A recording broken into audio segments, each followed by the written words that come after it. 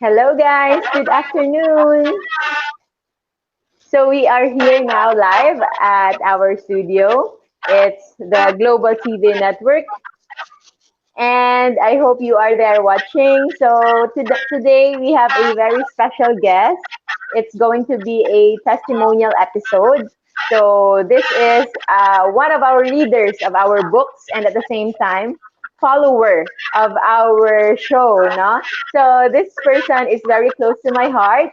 She is my aunt, but more so, she is also a professor and a am I right, Tita? Retired kawani ng gobyerno, used to be a public Yes, servant as well. Yes, so yes, please let correct. me welcome Tita Army Benedicto. Tita, can you greet Uh, our listeners, yeah, our viewers, okay. especially our families? Okay. So, good afternoon, everyone, especially to my fellow faster, advocate of Doc Grace, low carb and intermittent fasting.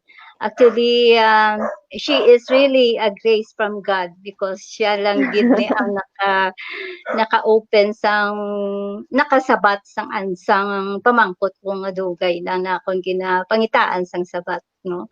So, good afternoon, everyone.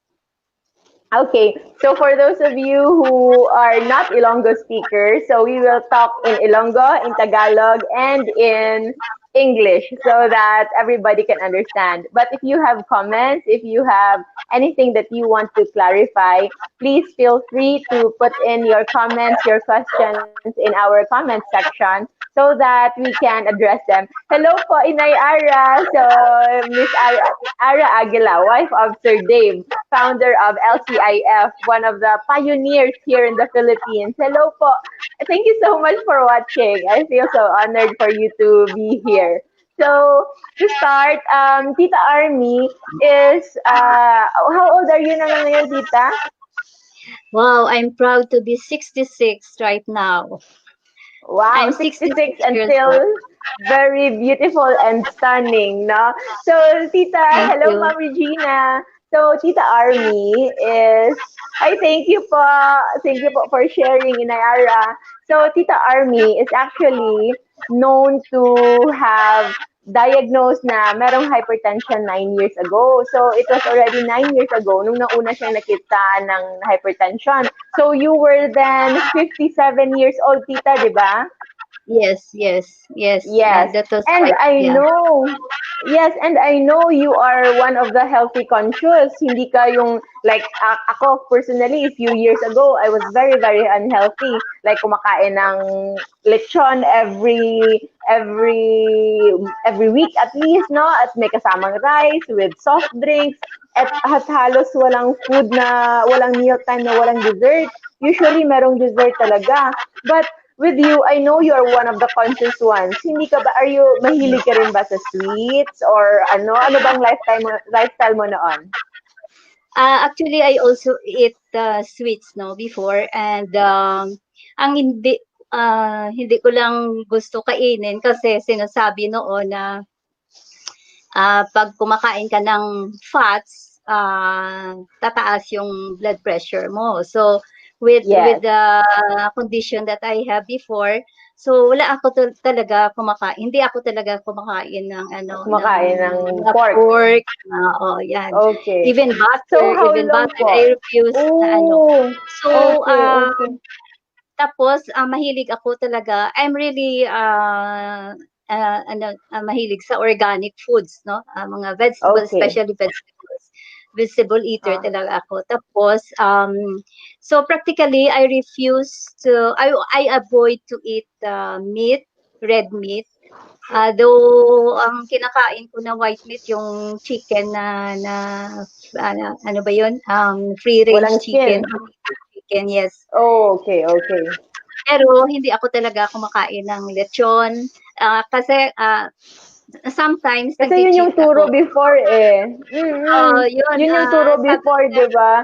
All wag akong doctors, maging all ano, professionals, hmm, yung sinasabi talaga, yung fat talaga yung may kasalanan. So, yes, yes, there are different mindset when it comes to food, no? So, yung known in the public is sweets and at the same time yung mga taba. And once you have illness like diabetes, hypertension, like you have, yung number one talaga na pinipigil is usually either salt and at the same time, yes, yung mga matataba, yung mga mantika. yes, So, you yes, followed yung known na nakakapataas na akala natin nakakapagpataas ng blood pressure. yes, So, you yes, avoided fats, you avoided pork, red meats in general, and also yung mga butter, pati yung mga oil. So before we yes. proceed, we would like to greet Sir Norwin, our producer here in Global TV Network. My brother Andrew. So hello, Grat. Hello, Tita Army. He is greeting you as well. Hi, Ramos Morte. Hello thank po. you. Narami-rami nila nag-online ngayon. Sumaya from UAE. Asadja Rosalina, thank you po. Nakaabot po kayo sa live. And I think it's her first day na magti 3 days siya na fasting. So, Tita, going back, kasi for those of you who are listener, si Tita is on the agriculture side. So, she has access to all these healthy foods, no? All these organic na mga vegetables, walang pesticides. Pero, hindi ka ba na parang na-shock the moment na nalaman mo na meron kang hypertension and thinking that you've been doing the right things all along? Yes, that was a big question on my part kasi nung nagpa-check up ako, actually it was already a routine on my part na every year nag-annual check up ako, general check up, and then pati yung mga laboratory test ko. Tapos mayroong mga test na normal, pero usually Okay. yung pinaka irregular ko na results yung sa LDL, sa Okay. triglycerides, sa uric acid, Okay. sa HDL. Okay.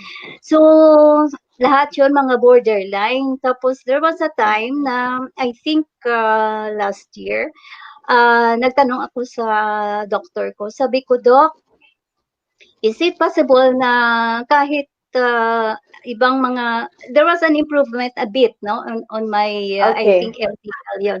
So sabi ko Doc, is there a possibility na mag-normal yung mga test, magiging high blood ka pa rin? Sabi niya kasi kung Ah, mayroon okay. kayong hereditary daw sa bloodlines sa mama na pwede daw. So Mm. sabi ko ano ba yan, Mm. parang hindi ko Parang makita nakakawala ng yung hope, no? connection, parang hindi ko makita yung connection na ano. So, all Oo. the time, very, very, very conscious ako sa kinakain ko. Kahit yung family ko, Okay. my children, may mga kapatid ko, kahit yung mga nieces and nephews ko, sabi, oh, si Mami Luya, mami ko, hindi naman kumakain ng ganun kasi, ano siya. Mm. But anyway, so that was a big question on my part. Sabi ko, ano ba talaga? I think there is a difference, no? Merong talagang mali sa somewhere along Oo. the line na bakit Yes. palagi pa na tumataas yung BP ko. So, yon nung sa'yo, sabi ko, I like this. I like this because what you are sharing is you always share what you have experienced. Ibig Yeah. sabihin na you walk your talk. So gusto ko Yes. 'yun. Hindi lang Okay. sinasabi na gano'n-gano'n pero wala namang actual experience. Mm. So that was Mm. I think that was September This na year first only this or year last only. year? This year This year, only. Okay. this year. So, So magto 2 months na lang, tita, no? oo, magto 2 months lang. So, Okay. right after my birthday, I think, tinandaan ko yon yung date. Sabi ko, mag-start talaga ako. So, I started with a 12-hour na fasting. Kasi, Na fasting. yeah, kasi ako naman, kapag may gusto ko i-test or Y- i-try, I Yes. start with a lower, tapos I Yes. adjust later Mm. on. Tapos, Mm. para makita Slowly ko na, kung slowly but surely lang. yes, yes. So, sabi ko, ang ganda pala ng feeling ko, tapos, yun, nakita Kasi ko na, before yung mindset about fasting parang sobrang negative. kasi nga, kapag nagpapalaboratory ka ng 12 hours before, when you have to fast for 10 to 12 hours, the morning after, right after na withdraw na yung blood, parang kailangan mo kumain agad-agad, di ba? That was the Oo, yes. thinking. Kasi Oo. you fasted for that long. But no, Oo. the moment you learned about this, so for those who are new to this episode, new to this way of life, we are actually practicing intermittent fasting. That is what Tita Army said. We recommend starting at the lowest for those na wala pa talagang experience. 12 hours is the cut off because yun yung nakikita natin na nagsisimula na nag-break ng fats yung body natin when you fasted. Before, if less than 12 hours, most likely you are fully relying on glucose. And as you go along with longer fast, mas dumadami yung source of energy mo coming from fats rather than glucose. So, yun yung transition sa tinatawag nating ketosis. So, Tita Army, even if she had been into healthy, somewhat healthy lifestyle na she tried everything, tapos nakita niya yung laboratories niya, halos hindi pa rin, although there's improvement, but there's not much improvement, but more so, yung blood pressure niya, at the same time, hindi ganun kamubaba. So, as for me, we were raised as doctors in a way na we don't treat the laboratory values. We do not treat the lab results, but we treat the patient mismo. Hindi mo lang titingnan yung kung anong nasa lab results because for all you know, there can be so many other confounding factors. Pwede magkaroon ng error mismo sa laboratory and hindi siya yung definite nga in such a way na sinasabi nga namin 80% of the diagnosis, 80% of the treatment should come on clinical assessment. Clinical assessment lang sa pagkuha namin ng history, sa pag-check namin ng vital signs, it's all clinical. Clinical parameters lang. Yung mga laboratory values, walang kwenta yan. For example, if yung laboratory values mo all perfect, but you are feeling worse, wala kang energy, hindi ka makahinga, konting kinakain mo lang, sumasakit na yung batok mo. Di ba, I know, yun yung one of your manifestations, di ba? Na whenever you eat pork before, yung akala mo, na kapag pork yung kinakain mo, sumasakit yung batok mo. So, how long ba were you able to abstain yourself somewhat in, kahit may mga mintis, pero for that 9 years, halos in-avoid mo ba talaga yung pork noon, tita? Yes. So, noon, nung buhay pa yung husband ko, sinasabi niya, ang usual, ginamba naton nga, talagsama lang na. Pero kulbaan ko, I'm scared because nga, they are not the one who feel the pain. Sumasakit talaga yung bato ko, kahit konti lang na na pork. So I gina-connect ko doon sa pork na kinakain ko yung ng pakiramdam ko. Kasi tita, akala natin yung kasama ng pork, ang kasama ng pork na akala natin inosente, yun pala yung kasi pork lang yung natatandaan natin. But yung totoo, ano ba ang kasama ng pork noon, nung kumakain ka before? Siyempre, anong kasabay ng pork, tita? May rice, may may Valenciana pa, especially kung nasa party ka, di ba?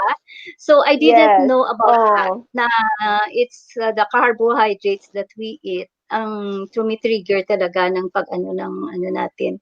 So I like this advocacy, so sabi ko, nako, yung family natin, di ba, ang family natin is may tayo mayroon tayong sugar line. Central, sugar central tayo.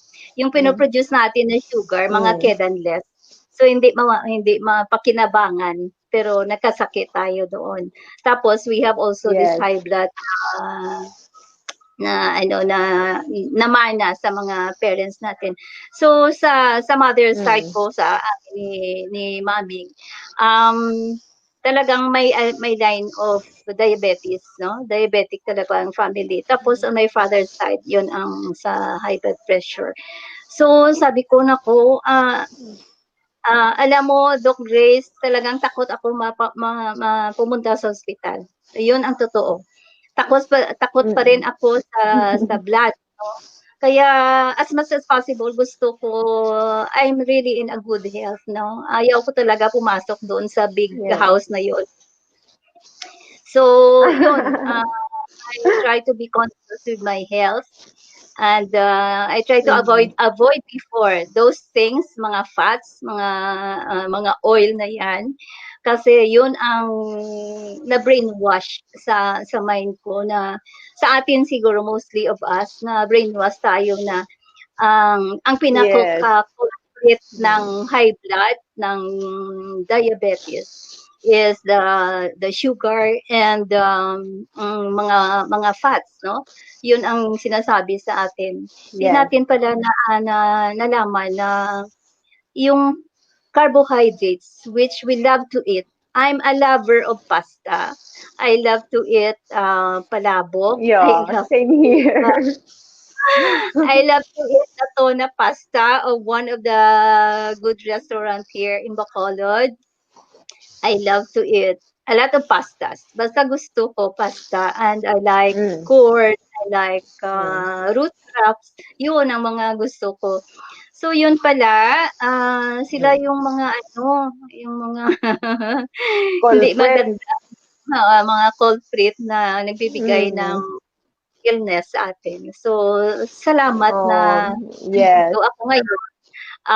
Nakita ko yun talaga yung Yes. 'di ba, I sent a message to you before. I think that was last week. Yes. When I informed you, I Yes. want a hard evidence of what I have practiced, no? Yung Ah. low carb, tapos Yes, totoo ba? Kasi since oo, September, wala ka na ano, no? So, only after last week. So, about 6 weeks ba, tita? Or 2 full months, no?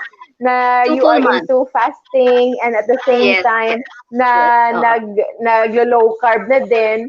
So, for Oo, the first time in 2 months, after 9 years na wala talagang from the typical nga lifestyle, oo, doon ka lang nagpa-laboratory. So, ano po yung oo. blood results niyo, tita? So, 'di ba sabi ko, yearly nagpa-regular talaga ako ng lab test. Pero, Nagpapa-annual. Yes. oo, nagpa-annual test ako. Pero ito nung mag-start ako sa ating advocacy on low carb and intermittent fasting, sabi ko, I want a hard evidence of what I'm doing. So, yun, nagpa-laboratory ako and hallelujah talaga kasi lahat ng result ko all normal. Kahit yung mga borderlines ko na mga Wow. LDL, mga triglyceride ko, mga Mm. SGPT ko, yung blood sugar ko, talagang ano sila, nakakataba ng puso na Within gano'n normal yung limits talaga. Mm. normal na normal. Tapos And, 'di di ba ba, tita, for the first time in years, kumain ka na ng pork. Tama ba yon? Kasi umorder ka ata eh. Alam ko, yes, umorder ka ng yes. pork. So my daughter Cheska was surprised na nagluluto na ako ng pork sa dalawa lang kami sa bahay. So, nagluluto na ako ng pork, tapos Okay. kumain na ako ng pork because, sabi ko, Oh. I want to prove na hindi talaga yung pork ang Mm. ano, ang dahilan ng Yung masama. pag-akyat ng blood pressure ko. So yun, walang reaction. So now I feel Wow. confident and at peace, at peace eating with pork. And Yes. sabi ko, hindi lang ito sabi-sabi kasi I have experienced it, no? So I myself can Mm-mm. testify na Mm-mm. talagang eating low carb will really give us a very good health, no? Mag-i-improve talaga yung health natin. Tapos it's a big help also ang intermittent fasting. Kasi noon, Doc Grace, we have this annual fasting din sa community, sa Catholic Church. And Okay. pero Okay. after fasting, iba yung style ng approach namin. Kumain kami talaga ng ano, Ah. parang refeeding type Peace 'no, na talaga. so Oh. we have this hot soup. But we eat a lot of carbohydrates kasi fasting kami ng matagal eh. Yes. Tapos Ah. we eat, although we have some meat as well, no? But so siyempre ako hindi ako Limited. kumakain. Yeah, yeah. And yun, so itong low carb and intermittent fasting natin, I think it was really a grace for me. Yes. I have seen Kasi how ano siya, effective. tita, it's sustainable. Yes. Yes, You have yes. seen that it's effective for you. And how about sa lifestyle? Was it restrictive? Was it that difficult? I know for some, it's hard to let go. Pero the Oo. moment you see how effective it is, the moment you know, you become more sensitive with what you feel, alam mo sa sarili mo, you're feeling good, that you're really Yes, healing, nakikita mo talaga, alam mo na it's an easy option. What do you yes, think, yes. tita? Yes. I agree. I totally agree with that. No? At tapos, isa yung sa mga, I think, pwede ko i-ano, no, is, though disciplinarian ako, no, I really Okay. follow instructions and strictly na muna. Pero with this na ano, hindi ako talaga kahit nakita ko yung pwede kainin, parang ma-tempt ka na ano po, I have this discipline not to do it because I'm on fasting at the same time. Talagang yung self-control mo, ma-improve mo talaga. Self-discipline at saka self-control. Yun ang pinaka-importante Yeah. kasi kahit sasabihin ng lahat na ganito yun, maganda yun, ito yung experience namin, tapos hindi mo naman na-develop yung self-discipline at saka self-control, parang walang saysay din. Kasi kahit mag-follow ka, pero Yes.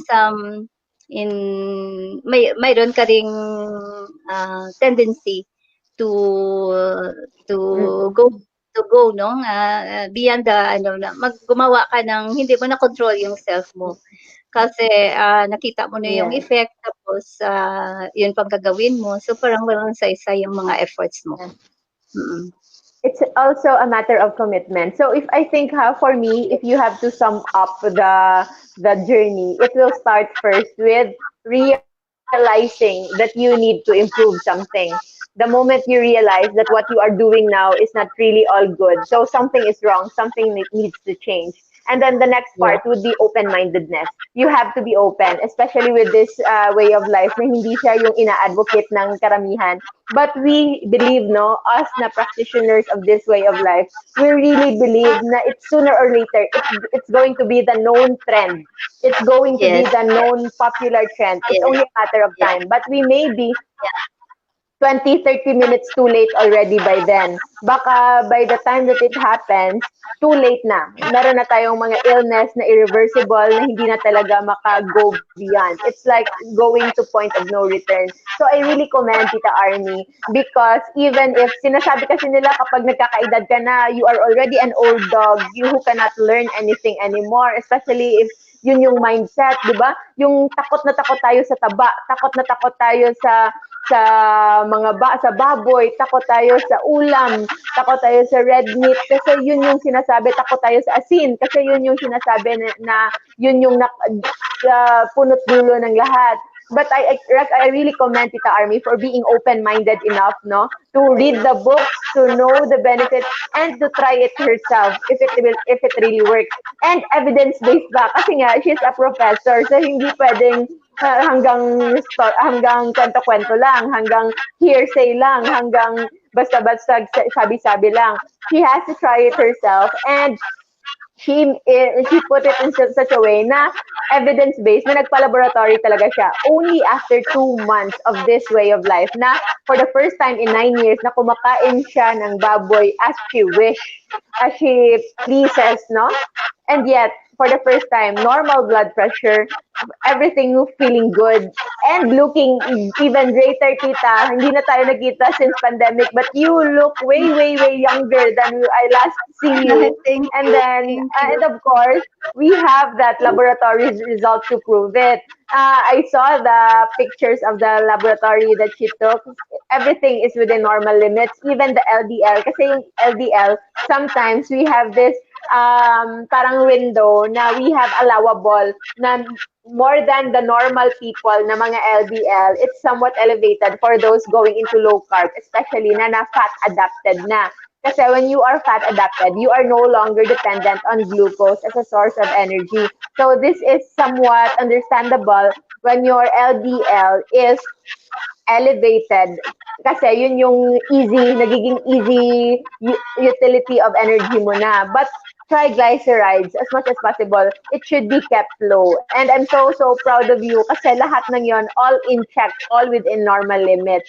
So, before we proceed, let's say hi sa mga nanonood sa atin live. Jessie, si Jessie na kasama ko yan ng September. Dahil yung September natin na extended fasting. Kasi Tita Army, I think, was able to do 3 days fasting, Tita, di ba? So, Yes. for those who are listening, no? 3 days, ha? And Tita Army is already 66 years old. So, kung kaya niya, how much more tayo? How much more anybody younger? But age is not a factor here. Only the mindset. So, that is what we're trying to educate everyone. The mindset is the most important thing. Knowing that fasting is even done in all religions regularly, annually, on routine, it only goes to show that our body can really tolerate it, that our body can really take in fasting. Nes Dohenya Sagadal, hello. Eleanor, Miss Eleanor, she is a very good friend and a very good testimony din. Meron siyang very good story din about this way of life. Nylaster Destiny, good evening po. Mel Garcia, April Palma, my good classmate watching from Victoria City. My mom, of course. And tita, nagpapagreet si Vanessa Grace, no? My cousin, my second cousin, and your sister, Jocelyn Olivares Benigno. So, Tita Nining, good evening. So, Sadja Rosalina, hello po. My brother, Hernan Galores, Ava, Angelica Pascual. Hello, good evening sa inyong lahat. Joanna May Villamor, easier said than done po, Ma'am Julie Mar, pero laban. Yes, easier said than done. Pero it can be done. What's important is it can be done. It's a matter of, so after ng natin realizing that we need to improve something and then being open-minded to this new way of life. And then next is actually the commitment for you to really commit on doing this. And once you start committing, it can be part of the way of life. Initially, you will need a lot of self-discipline. But the moment you become used to it, na it becomes a lifestyle, yun nga sabi ng brother ko, he read this book about, anong title nun? Better Than Before na book, no? Yung topic na doon is decide, then don't decide. So, ibig sabihin, initially, you have to decide to commit into a lifestyle, to commit into a change for the better, to whatever that may be, behavior-wise or kung ano man yan. And the moment na it becomes your normal, the moment that it becomes your routine, it becomes parang integrated na in your system, that's the point na you no longer need to decide because it is already become your new normal. So, yung self-discipline na sinasabi natin, actually, it's just on the start. But eventually, once your body gets used to it, and we are very much resilient, no, to and in getting used to something, that's the time na it's gonna be a no-brainer. Hindi ka na nag-iisip. Automatically, kahit may handa pa dyan, kahit nagbakasyon ka sa ibang lugar and then you see breakfast there served, you know sa sarili mo na wala kahit gano pa dyan. Parang sasama, alam mong sasama yung pakiramdam mo when you go into that, knowing kung ano ang reaction ng body mo. You know when is eating too much, you know when is enough, diba, tita? So Yes, we yes. have Miss TP here. We also have, so Joanna May, if you want to know more, meron tayong beginners na video. Ginawa ko yan sa YouTube. Look at my channel and you can try to subscribe, Dr. Josephine Grace Rojo. So, and Chloe, our dear Chloe from Japan, no? Hello po daw, Tita Army. And Hello, Flo. tita. Ay, nako, nag-joke pa si Miss Chloe. So, yun, if you have questions, feel free to add. And Tita, do you want to greet your, or sino ba? Kasi in this way of life, it's good that we started this on our own. Kasi at the start, kahit ako, parang natatakot din ako basta-basta i-recommend to others. Kasi malay mo, baka makakasama sa kanila when you haven't tried it yourself.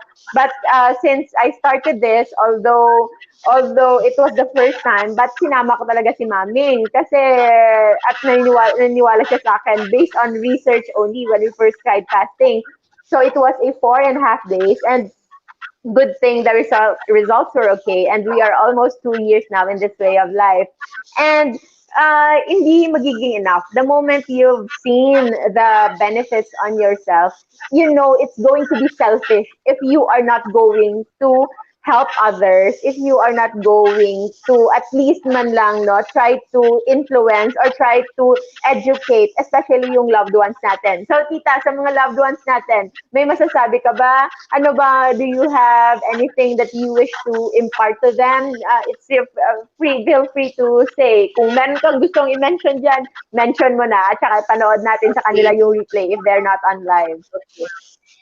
So, I remember last October we have family gathering because it was the birthday of my sister, youngest sister. And they were shocked to see me na payat ako because I have reduced, I think, mga 4 Oh! kilos. I reduced 4 kilos. But what is amazing is, Oh! kahit payat ako, pero yung face ko parang malaman pa rin, 'no. Bumata! So, sabi ng Yeah. sister ko, oo, sabi ng sister ko, "Ang payat mo, Day, hindi daw bagay sa akin na payat." Sabi ko, I'm into low carb and intermittent fasting because I want to be the best version of myself. So, yun siguro Mm. ang pinakagusto ko rin na mangyari sa kanila. Yung mga sisters ko, especially, yung mayroon na silang ano, nakapa-enroll na sila sa Maintenance. diabetes. So, may maintenance na sila. Oh. So, hindi ko naman gusto na forcibly i-ano ko sila, but they have the option. And I want them to Yeah. know na nandito na ako. I have already experienced. Mm. And so siguro yung pinaka best decision ay sa kanila na. So, 'di ba Yeah. sinasabi natin na we always walk our talk so that other people will be convinced of what we are saying. So ito na ngayon yung sinasabi ko. We'll try sa yung mga sinasabi ni Doc Grace. And I have proven it in myself. No? So I hope na sila rin. And yun din ang wish ko sa kanila na magiging maganda din ang katawan nila, mag-ano sila, Mm. maging back to normal na yung body system. At saka malaking Yes. savings yun, 'di ba?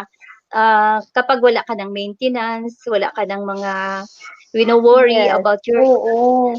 you feel at Mm. peace, you Mm. feel light every time. Ang experience ko ngayon, Doc Grace, is every morning, I usually wake up at 4. That's my usual Mm. waking hour. Wow. So, You're an early bird, before tita. my body is heavy, no? Parang ayaw ko talagang bumangon kasi because that feeling, mayroon pa akong ano na high blood, no? So ngayon, every time I wake up in the morning, um, parang ang saya-saya ko na kasi ang gaan-gaan ng pakiramdam ko. Tapos, I really, Oh, that's so and nice. tapos yung usual ko na ginagawa is, ino-open ko yung back door namin, yung sa kitchen. Tapos andun kasi Mm. makikita mo ang light ng dawn is, so parang ang joy ko, parang hindi ko ma-express on that. Pero Mm. sabi ko, "Salamat Lord kasi ito na yung sagot mo sa mga katanungan ko before na hindi ko alam bakit, I try my best na 'di ba sinasabi, your body is the temple of God. So, kailangan gusto ko, healthy ako, wala akong ano, pero bakit na marami akong ina-avoid na food, bakit, ano pa masama pa rin yung blood pressure ko, tumataas pa rin. So sabi ko, Lord, sana bigyan mo ako ng pagkakataon na makita ko yung full joy na talaga na I really feel healthy, no? Ah, mas magaan yung feeling na parang wala na akong worry about my health, wala na akong worry baka kasi yung pinakamasakit, Doc Grace, is those experiences that I had. Hello?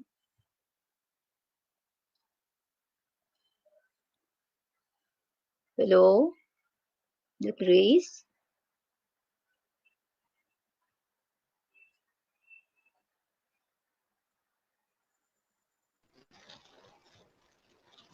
Nawala, no? Hello? Are you still Okay, there, Tita? sorry. Oo, nandito pa ako. So, to Ay, thank continue. you. Akala ko nawala. Sige, thank you so much. Thank you everyone for sticking out. Before you continue, Tita, meron muna. Miss Monette, Tita Margie is asking about if normal lang ba if you are no longer craving for food even after long hours of fasting? Would there be chances of developing eating disorders? So I will answer that in a while.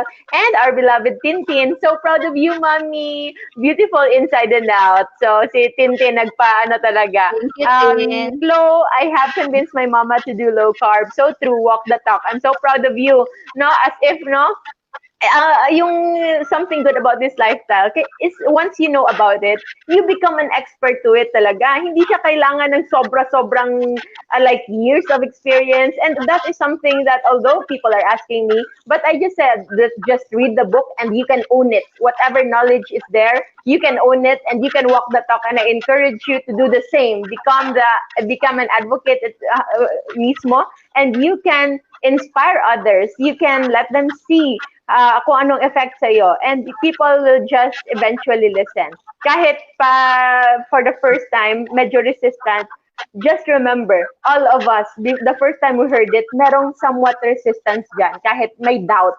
But it's a matter of you making it more consistent, you showing consistency yourself, and then eventually others will just get inspired. Yes, walk the talk indeed po talaga. So, Tita, continue. Actually, ang pinaka-main goal ko in advocating this low carb and intermittent fasting is not to reduce, but Yes. ang health ko no talaga because we had this bad experience. I myself, no, parang hindi ko yan gusto ma-experience din ng family ko, especially my children. My mother namatay siya because of complication due to diabetes. My father died also because of a high blood pressure, no? Yun. So, and the latest was the death of my husband. Yung sinasabi nila na um, matumba ka lang wala pilas. Parang ganon Yes. ang nangyari Uh, sa husband ko. Hindi siya so in na-hospitalize. Tagalog, no, you will just fall. In English, you will just fall without any wounds. Yun. Yes. And yun talaga nangyayari. So Oo. the top 10 most common cause of death is actually not related to trauma or wounds. So all that, yung wounds na hindi nakikita sa labas, but it's the Yes. injury that's inside. Injury in our blood vessels, in our heart, in our lungs, in our brain. Yun yung totoong nakakaano. So, yes, Tita. I know you So, were never overweight. That's why hindi talaga weight loss yung goal mo, but it's more on yeah. health talaga. Yes. Yung weight loss mo bonus na lang. Pero I Bonus na know lang that yun. that wasn't your goal. Yes po. Yeah. Oo. So, sabi ko, bakit nangyari yun sa husband ko when my husband is very religious in taking his medicines? So, ano siya, completos ricados man siya kasi mayroon siyang diabetes because bloodline man nila mayroon eh. Tapos sa high blood, tapos may heart ailment pa siya.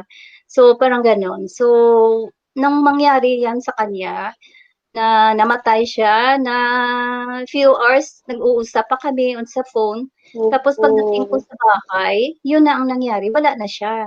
So, very painful, 'di ba? Painful yun. So sabi ko, mayroon talagang mali dito sa way of life natin, no? Traditional way Oo. of life na Kasi nalaman natin. bakit namatay yung husband ko when very religious siya sa medicine niya, sa mga maintenance niya? Anong nangyari? So, yun ang pinaka big question on my part na even sa akin, no? But kahit mga kinakain ko mga healthy foods, mga ano, but tumataas pa rin yung BP ko. So, yun. So yun ang pinaka main goal ko talaga na ma-discover ano talaga yung mali doon sa lifestyle ko. Ano Mm-mm. dapat ko i-change? Anong dapat ko Mm-mm. i-practice na para I can maintain a healthy life na Yes. yung mga anak ko hindi magwo-worry na, "Ay, si mommy nandun sa Mm. hospital. Ay, si mommy nagkasakit." And, gusto ko, Doc Grace, if ever God calls me, um, I'll just, close my eyes without being there lying in bed in the hospital. Mm. Yun ang pinaka-goal ko na I'm praying to God na, "Lord, I'm trying to be the best of myself. Mm. So give me this grace and, sana yung family ko, maging gano'n din ang maging goal nila. Kasi 'di ba, happy tayo kapag hindi tayo nagkasakit. So Yes. so sinasabi nila nga, good health is really our Mm. wealth. So, I want to prove na talagang wealth yung good health na, gusto Yes, ng tita. Panginoon na ano na makamtan natin 'no, marating natin sa Oo. ating buhay. So, Yes, yun tita. ang pinaka-happy experience ko ngayong kahit COVID, mayroon tayong COVID. Ito yung the best experience na nangyari Yes. sa akin, Yes. nitong Mm. 2020. Yes, tita, I couldn't agree more, especially ang dami-daming health na nag-deteriorate with COVID. I know as much as possible, I don't post so much na grabe talaga sa COVID because it is somewhat a very trivial na type, no? But what is something consistent about COVID that I really believe in is mamamatay ka lang if you already have something that is wrong within your body. But if you have the best of health, if your immune system is intact, regardless of age, bata, matanda, or middle age, young adult, hindi siya based on what you can see. Hindi siya based on the amount of muscles that you can see. Hindi siya based on the akala mo kasi marathoner, hindi na siya magkakasakit. Exercise is good. It will give your body stamina. It can accommodate stress, but physical stress. Pero inside, what's going on inside, you really have to take care because the problem lies when you are uh, practicing some kind of resistance from stress on your or other side of the body. Like for example, you're weightlifting, so you're putting tension to your muscles, but at the same time, you are eating a lot of carbs in between. Just thinking, just considering, kasi nag-exercise naman ako, you are challenging, you are insulting your liver, your kidneys, your blood vessels, and yung sugar intake, hindi lang siya dependent on insulin, but the insulin will keep on rising the moment na mataas din yung sugar. But there are other body parts na hindi dependent on insulin, but they can get drowned. Parang mamamatay sila. Parang pwede silang oversaturate with sugar, and that can cause permanent damage. Yun yung sa blood vessels natin. Because sugar can saturate and can damage the nerves and blood vessels even walang insulin spike. So, hindi sila dependent. So, kahit walang insulin, although ang large part of causes are insulin na elevated, but kahit walang insulin, the presence of too much sugar can already make you blind, can already Hmm. damage your kidneys and can already damage the nerves. That's why yung mga diabetics nagkakaroon ng diabetic foot, yung parang napuputulan na lang ng paa. The most Hmm. common cause of amputation, for those of you who do not know ngayon, the most common cause of amputation of the legs is brought about by diabetes. So it's just lifestyle. At hindi siya nagkagano'n siya, nagiging gangrenous siya, yung namamatay yung paa, kasi it starts with polyneuropathy. Polyneuropathy meaning yung nerves hindi na siya gano'n ka-sensitive. So hindi niya alam kung nakaapak na siya ng something pointed or meron siyang nagkaroon siya ng sugat kasi hindi na sensitive yung nerves niya. So our sensation, our intact sensation, sensory nerves is actually an indication of good health. So kapag nakaapak ka, for example, sa bato at hindi mo na feel na masakit na pala, You can also do needle prick, pin prick. Kuha ka ng needle. Of course, wag mo namang basta-basta sa loob. You try to do pin prick sa paa mo, sa soles mo, just so you can check your sensitivity. So you can check if you have neuropathy. Because if you already have neuropathy, that is already probably a sign na baka too much na, elevated na yung sugar mo na hindi lang na-detect. So it's really important. But before we go, I would like to answer Tita Margie's question na kapag normal lang ba na kapag sanay ka na sa fasting, even after prolonged fasting is wala ka ng gana, can it result to eating disorders? So first, when you do fasting, you're actually becoming appetite corrected. Yung appetite mo will no longer depend on your routine, will no longer depend on time of the day or on occasion, but it will depend on your body's needs, no? So the mo and truthfully, yung kailangan ng body pala natin na pagkain is not so much. Hindi ganun kadami. That's why, that is the reason na even after your planned fasting, meron pa mga time na wala kang gana. It's not because nagkakaroon ka na ng eating disorder, but your body has been so efficient na hindi na siya, nakaka-function na siya in only a very limited amount of food. Kasi yun talaga yung normal ng katawan ng tao. We are so used with fasting evolutionarily, sa evolutionary side as hunters and gatherers, na sanay tayo with prolonged fasting. And the return of hunger, yung sabi nilang the return of hunger after fasting, that is an indication already that your body needs more nourishment.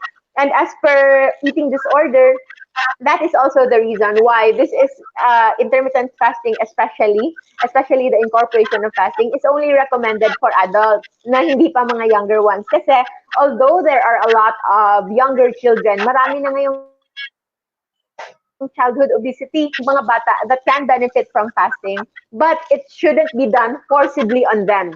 Dahil it can lead to psychological, psychiatric imbalance na possibly magkaka-lead to eating disorders alone. So for those who have children, it's better to start them with low carb. Make them know, no, you educate them the effects of food, and then as much as possible as the adult in the house, you do you walk the talk, as what we just said. Kasi the children will just follow what the adults do. Yun lang talaga. They are the great masqueraders. They are the great mimickers rather. They are the great mimickers. Susundin na nila kung anong ginagawa mo. So tita, I understand so well where you are coming from.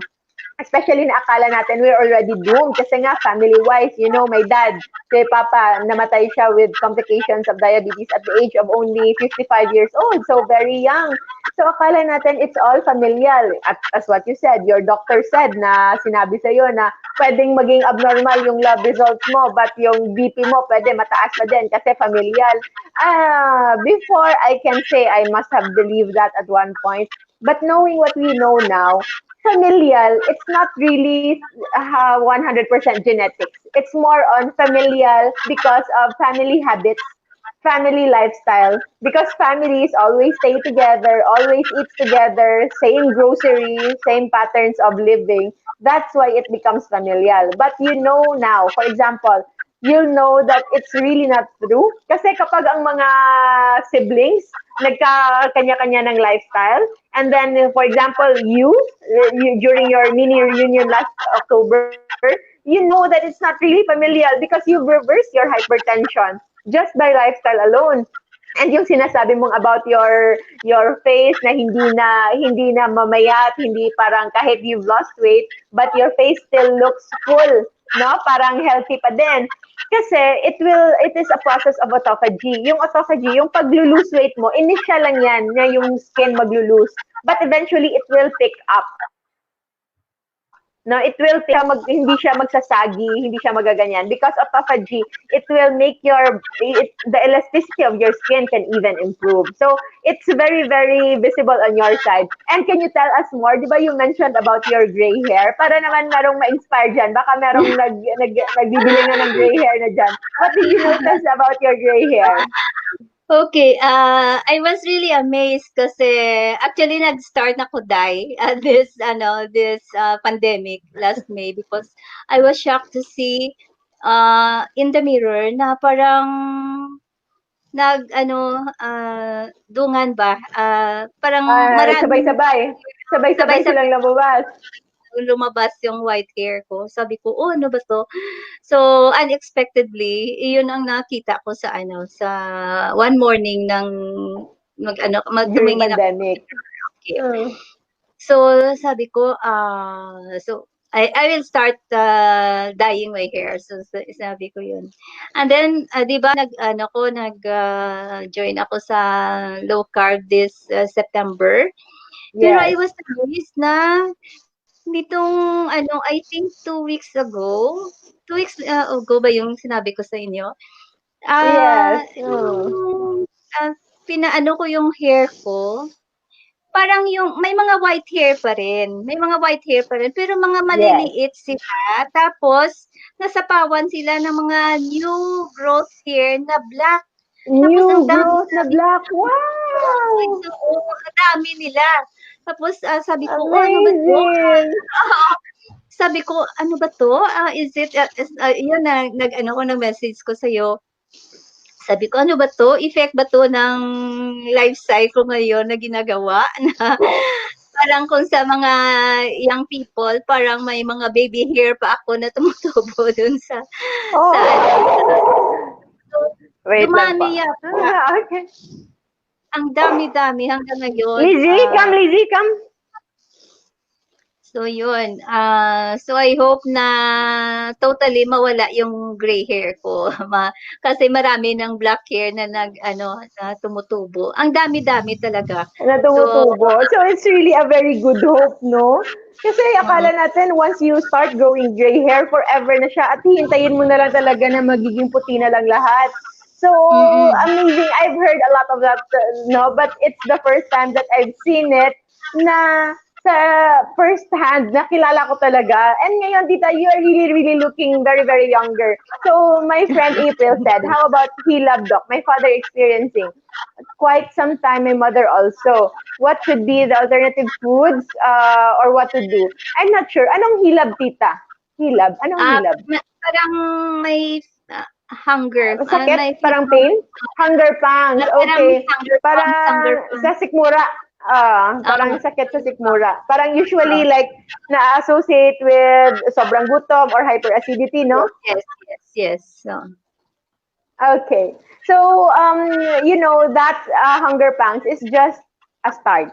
And it will be worse kapag yung previous diet is high carb. So, for those na, I think Miss Monette made a summary ng post natin about last video na gumawa siya ng summary how to go about this. It was very good. I said I will try to share it. Kaya lang na-share niya sa ating page. So, yes, from time to time, ginugutom because they are still fueling on carbs. At saka sabi nila, to make it short, carbohydrates is really addicting. Now, whenever you feel, kapag kumakain ka, it's only a short time. Gugutumin ka naman ulit. And it's not your body talking, but it's your addict brain, addict of carbs that is very much dependent and reliant on carbs that is telling you to eat. But nutritionally, it's not needed. But it will be like that. Grabe yung urge to eat if you are into carbohydrate intake. That's why yung sinabi ni Miss Monette na yung summary niya from our Friday video, kapag hindi pa prepared, start with low carb first. Eliminate the carbs, just replace it with something with protein and fats. The easiest no-brainer of all is just eggs. For breakfast, instead of eating scrambled egg and rice, just eat 3 eggs or 4 eggs or 5 eggs without the rice. You will see the difference.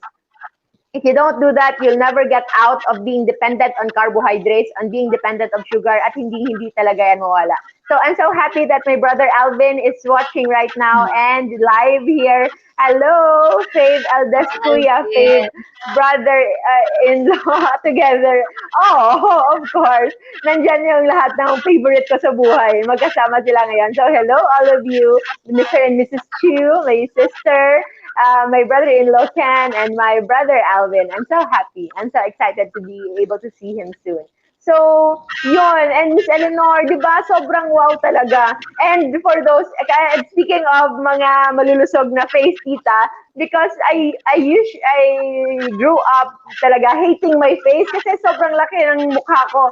Kahit ano pang mangyari, as yung para akong malaking-malaki na parang akala ko yung mga Einstein na gumaganyan sa car, na gumagano ng ulo, yun yung feeling ko sa sarili ko. And my mom will just tell me, make me feel good by saying na, okay nga yan, kasi malayo pa lang, nakikita na kita. So yun yung sinasabi niya sa akin to make me feel good. But of course, it's not making me feel good kasi alam kong malaki talaga yung mukha ko. But now, na-appreciate ko na siya. Kasi minsan, may mga times na mas pumapayat talaga ako, but never naman below my BMI. So kahit sobrang payat ko, my face will never look malnourished kasi meron talagang laman. So I get to appreciate it. And for you, you are really, really looking great and really looking beautiful na walang maniniwalang you're already 66 years old. So, si Thank Sir you. Norwin, mag-low carb na uli ako. Bye-bye Coke Zero. Oo, wag na because yung Coke Zero, it's full of artificial sweetener that will actually trigger sugar addiction more than real sugar. Kasi iba yung kanalang effect on the brain. It's not even, especially for those no na with problem with neuro-wise, or if we have family members na may problem with brain, like any brain disorders, pwedeng may stroke or iba psychiatric disorders na merong problem, they have the worst effect on the nerves. So as much as possible, wala talaga. So it can trigger addiction worse than sugar. So mag-low carb na ulit. Yes, low carb na ulit. And my brother Alvin watching, pa-shout out naman dyan. Hi, Maming and Angela. Hello. Yes, of course, my brother Alvin. Alvin Chuaroha. He's my favorite eldest brother. And then si Mandrew, favorite na middle brother, middle. And si Bapi, yung youngest brother namin na mas matanda sa akin. Yung mga dogs ko ano kasi merong thunder, takot na takot sila kapag umuulan. So tita, we are already almost an hour, parang matatapos na tayo, but we have to do you have anything that you want to share with our guests or any last word for them? Okay, to all our viewers, we always make a choice in our lives, no? And I hope you choose the best choice, no? Siguro sa akin, yun ang pinaka ano ko sa family ko, especially for my sisters who are listening, for my nieces and all those family members. Um, i-ano na natin, let's make a great choice in our life kasi hindi natin alam kung ano talaga yung pinaka-purpose ng Panginoon sa atin. But choosing the best for ourselves, I think that will be a very big grace na pwede natin iwan na legacy to our children or to our grandchildren, that what we did, what we have chosen are the best not only for us but also for them. So sana you will make the best choice na para sa iyo, sa katawan natin, but also for the whole family. So good luck to all of us, and we hope we'll be enjoying our advocacy on low carb and intermittent fasting. So God bless everyone. Thank you, Tita. Ang ganda-ganda po ng message nyo. I want to have you as a guest ulit next time kapag free ka na. So, may nagsabi dito, can you suggest a meal po to follow na affordable? Also, 1 year na po ako no rice. So, for the meals, anything lang yan. Yung normal Pinoy foods, actually, it's the same. Wala kang kailangan baguhin. You can still eat grilled pork, grilled isda, pritong manok, pritong kung ano-ano, tinola, mga sinigang, adobo, all those are okay. So, continue lang. Kung hindi ikaw nagluluto sa bahay nyo, continue your usual na kinakain na niluluto. But this time, no rice. Instead of rice, you can just double your servings of ulam or you can add more vegetables, green leafy vegetables as bulk. So, yun lang kasimple. But if you want something special, like especially for special days, kung merong mga occasions, maraming very generous members ang Life Without Rice group natin na nag-share ng daily meals, both daily easy meals and at the same time pang feast meals or pang party meals. So pwede yan. Doc P at Atencio, hello dear, thank you so much. I'm glad nakaabot ka. Doc P, for those of you who are following me, please also follow Doc P. Yung page niya is she is also a fellow low carb practitioner and is based now in Palawan. So Chloe, sabi ni Chloe, tita, best lifestyle so far, tita. You look great at 66. Ah, Thank diba? So, you. Thank you, Flo. and Eleanor Thank is saying also, thanks, Ma'am Army Benedicto. Stay healthy and happy po. Okay, you're you. welcome, Presbytero Mendoza Ginaline. Thank you so much. So, yung lifestyle na to, sabi natin, we cannot push anyone. Hindi natin pwede ano yun, parang Philip. sampal sa kanila, no? Or whatever.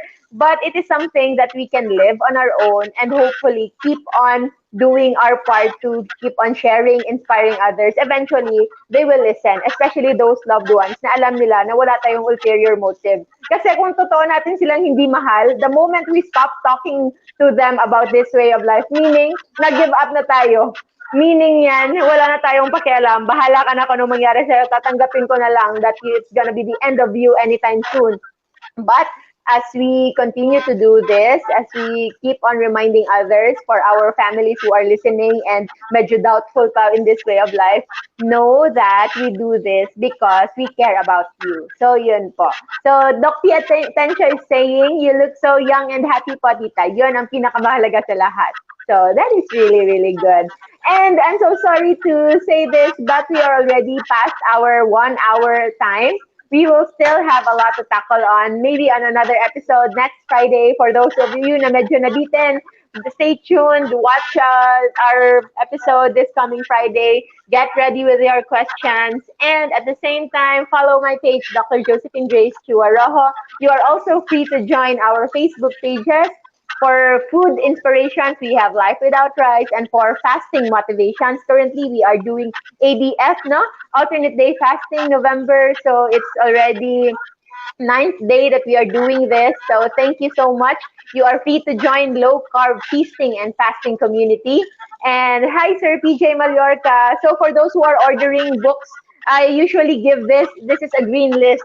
So this is a Banting green list. Although it's mostly maraming in in English, but I will try to make one in Filipino na more ang mga Filipino na foods, no? So what we have here, all the green list that you can eat, all you can eat to your heart's content.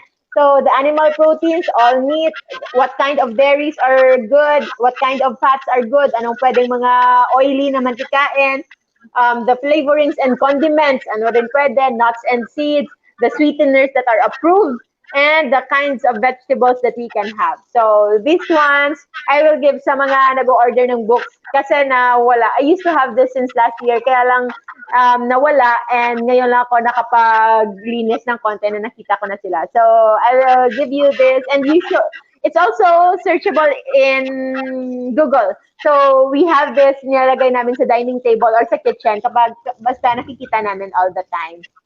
So, Tita, thank you so much once again. I hope you You're get to welcome. enjoy this episode. Yes, very much. Maraming Very salamat much. po. And to Yes. everyone who stayed with us, thank you so much. I wish you well. Stay low carb, guys. Stay safe. Bye-bye.